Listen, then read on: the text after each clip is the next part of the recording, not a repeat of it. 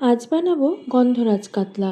খেতে তো খুবই ভালো হয় আর ফেসবুক ইনস্টাগ্রামে তো খুবই ভাইরাল। তাই ভাবলাম আমি কেন বাদ যাই, তা আমিও বানিয়ে নিলাম বাড়িতে গন্ধরাজ কাতলা। প্রথমে মাছগুলোর মধ্যে নুন, গোলমরিচ গুঁড়ো আর গন্ধরাজ লেবুর জেস্ট আর একটু সামান্য গন্ধরাজ লেবুর রস, 1 চামচের মতন সর্ষের তেল দিয়ে খুব ভালো করে মাছগুলোকে মাখিয়ে নিয়ে কিছুক্ষণ সাইডে রেখে দেবো।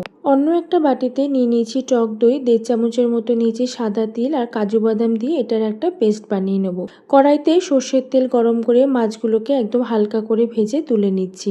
এবার সেই মাছ ভাজার তেলে গোটা গরম মশলা, তেজপাতা ফোড়ন দিয়ে এখানে পেঁয়াজ, আদা, রসুন আর কাঁচা লঙ্কার পেস্টটা দেবো। গুঁড়ো মশলার মধ্যে ধনে গুঁড়ো, জিরে গুঁড়ো, লাল লঙ্কার গুঁড়ো, নুন আর সামান্য একটু চিনি দিয়ে খুব ভালো করে কষিয়ে নেব।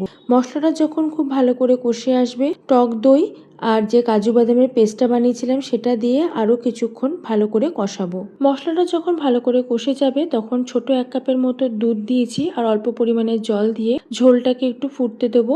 ঝোলটা যখনই ফুটে যাবে তখন এক এক করে মাছ দিয়ে ঢাকা চাপা দিয়ে এই 10 মিনিটের মতন মাছটাকে রান্না করে নেব। গ্যাসের ফ্লেমটাকে বন্ধ করে দিয়ে গন্ধরাজ লেবু 2টো স্লাইস কেটে দিয়েছি।